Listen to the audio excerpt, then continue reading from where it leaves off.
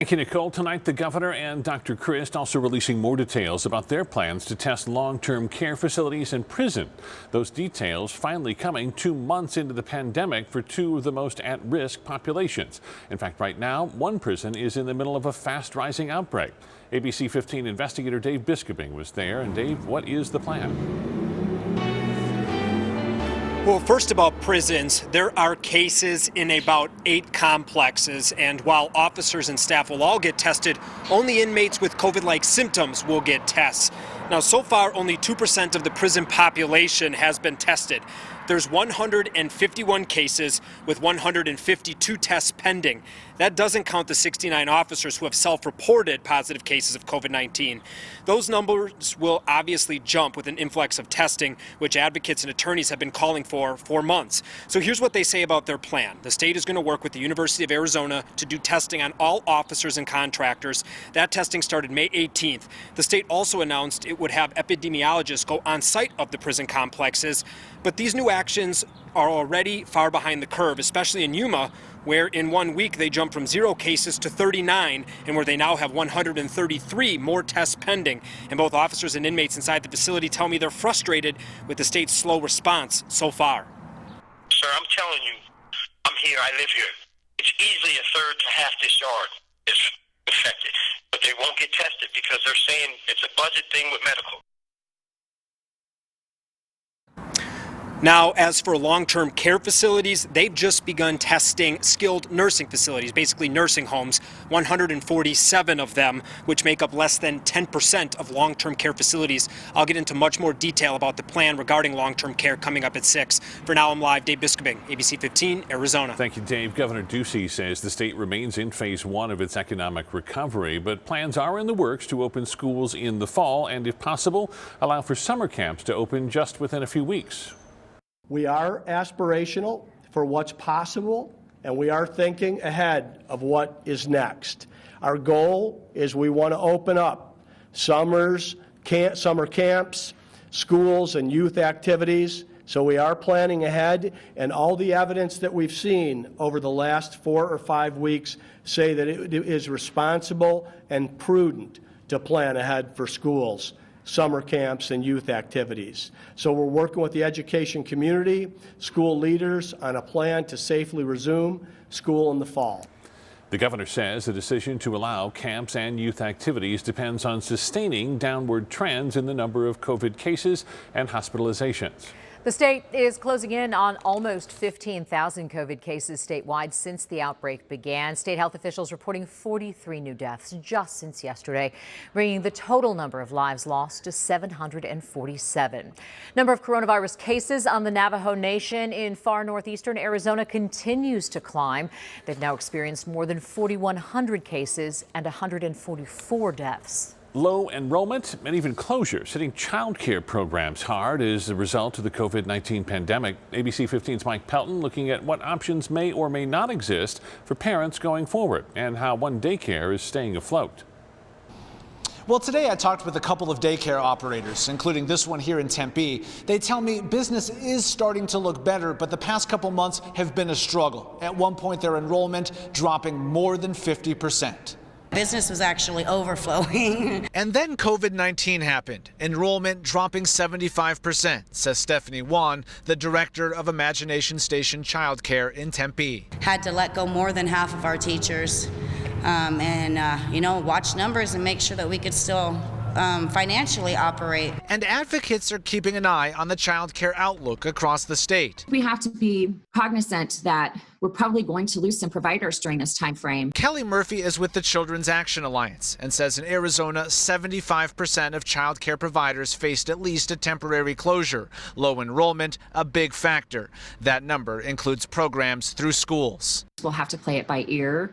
I think It's going to be difficult to know if you'll be able to get care from the same place that you received it before all of this happened. Murphy recommends staying in touch with your provider and says CARES Act funding is vital for providers in the long run while they face enrollment challenges and adhering to safety guidelines. Going through and disinfecting doorknobs, walls, pens, just anything that the parents and the children touch. Stephanie tells me their business able to access PPP funding. Enrollment is slowly on the uptick. They've brought back some teachers and hope they've endured the worst. Not going through anything like this in the past, not knowing, what to expect was probably the worst thing, I think, in the world. The Children's Action Alliance tells me there is an ongoing survey to gauge future plans for childcare providers across the state. Mike Pelton, ABC 15, Arizona. It's a big issue for a lot of people, and if you head to abc15.com right now, we do have a list of resources that you can use while schools are closed. 2 weeks after President Trump visited Honeywell in Phoenix, we're hearing about large-scale layoffs at Honeywell Aerospace facilities across the country. Honeywell Aerospace provides products and services for commercial, defense, and space aircraft. It's headquartered here in Phoenix. Honeywell wouldn't tell us how many people have been laid off, but say they've had to adjust their workforce due to reduced demand for their products. Spoke to a woman who was laid off on Monday after 40 years with the company. Said she was shocked and disappointed. The last several years, it's changed. It's not as much that they care about the employee anymore. It's a bottom line, type of environment. Honeywell is offering a severance package for those who qualify. We're told because of COVID-19 restrictions, employees have to send back company assets and that personal items will be shipped to them. You will soon need to wear a mask when flying out of Sky Harbor. Starting June 1st, all passengers will need to wear a mask. That policy is for all terminals, the rental car center, on the SkyTrain. And Phoenix joined several other big city airports in adding the mask requirement. The airport is also taking extra steps like adding physical distancing markers and hand sanitizer dispensers. A glimpse of justice for more than a dozen Valley women who all accused the same man of assaulting them. What the ABC 15 investigators are now uncovering. Reopening schools. What does that actually look like? As Arizona officials decide, we're taking a look at what some campuses around the world are doing. DES says there's less of a wait to get your unemployment questions answered, but tonight at 6, one group of displaced workers says that's just not true. He went unnoticed for years until the ABC 15 investigators revealed his alleged sexual crimes. Last year, an 82-year-old unlicensed masseur known as the Sobador of Maryvale was accused of sexually assaulting his clients. Now, more than a dozen victims will see a glimpse of justice. Investigator Liliana Soto following this story since last year. She has the new developments. This investigation started in May last year. But Phoenix police wouldn't confirm the suspect's name to us or provide us with his picture. Vital information for the public safety. And now the investigation has taken yet another turn. This is Alejandro Castellanos Tovar, an 82-year-old man wanted for sexual assault. Last May, at least 5 women went to police saying he sexually assaulted them during massage therapy. In their police reports, they all named Alejandro Tovar, even provided the same address where the alleged attacks happened. But somehow those reports fell through the cracks. Valley women After our first story aired last June, at least 11 more women came forward to us. Similar accusations, one from as far back as 2008.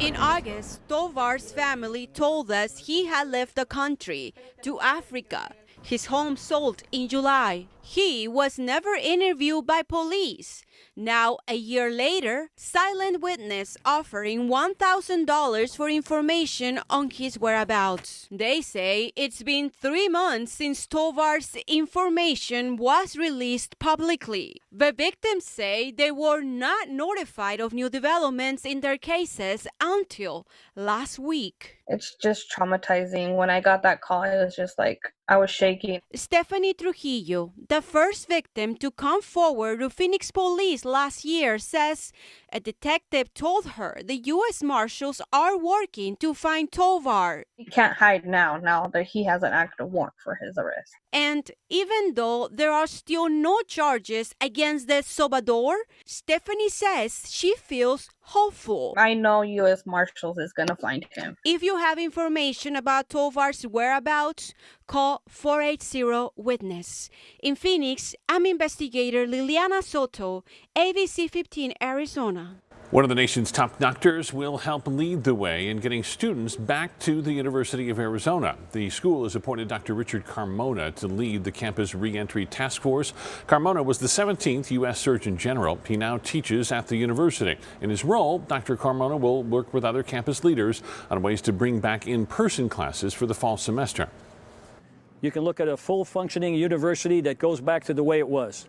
Well, that's probably not going to be the case, as you said. On the other hand, it could be entirely digital, which is possible.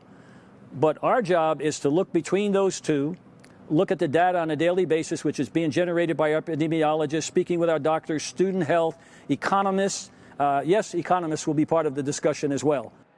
Moving forward, expect weekly updates from the task force on reopening the university. Returning to school, it will look very different come fall. Here in Arizona, the Education Task Force is still working on a plan to bring students back safely. Here are some of the ways that is being done around the rest of the world. In Germany, students must take a COVID-19 test on campus, and if they're positive, they have to stay home for 2 weeks. Class sizes are smaller also to make room for social distancing. In China, temperature checks are required to enter the classroom, and plastic dividers are in the cafeteria in Taiwan. Students must wear masks as well. And in Australia, Hong Kong, and Japan, school is only open 1 day a week. And no word yet on whether any of that will happen here, but we do know the Education Task Force will release their recommendations and guidance by the end of the month. State's 4 largest districts are also working on their own ideas and are expected to start laying out their plans to the public sometime in June. Live look outside right now. We hope you're enjoying the cooler weather, but don't get used to it. The triple digits are headed back. Chief Meteorologist Amber Sullins joining us now with more. Amber?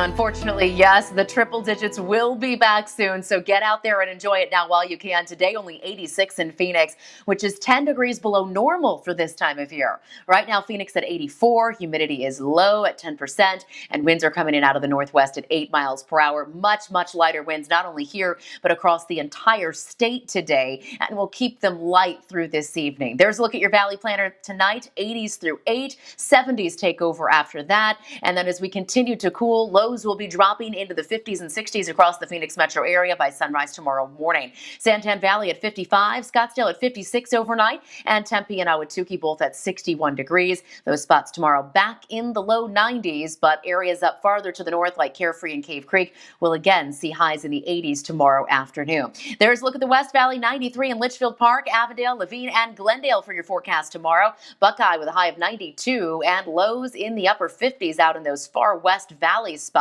And we'll see a pretty quick warm up once the sun comes up tomorrow. So by 8 a.m., 71, and by 10, the 80s will kick in. Tomorrow, it's back to the 90s here in the valley. That 93, though, is still a few degrees below normal for this time of year. Up north, still some freezing starts to the day tomorrow in the forecast for Flagstaff, Window Rock, and the Grand Canyon. Then in the afternoon, those locations will be seeing highs in the upper 60s to low 70s. It'll be 81 tomorrow in Sedona, 83 in Kingman, and 78 in Prescott and Payson. Sunny and dry statewide. Generally light winds for us too, but we're going to pick them up on Friday and Saturday again as another quick disturbance passes to our north. Nothing major, but some breezes as we wrap up this work week and head into the weekend. And then high pressure takes over next week. The triple digits are back by Memorial Day, and they'll only be getting hotter through the end of next week. So enjoy these next few days in the 90s. Again, 102 triple digits begin on Memorial Day, and then we'll heat up from there, and we could be flirting with our first 110s of the year toward the end of next week. Putting your emotions on paper. Next, how you can manage your stress by writing and sharing your story with others. 1 week ago, gyms and fitness centers were allowed to begin reopening in Arizona, but some members have been paying for months while the doors were closed. Tonight at 6, Joe lets you know what your rights are.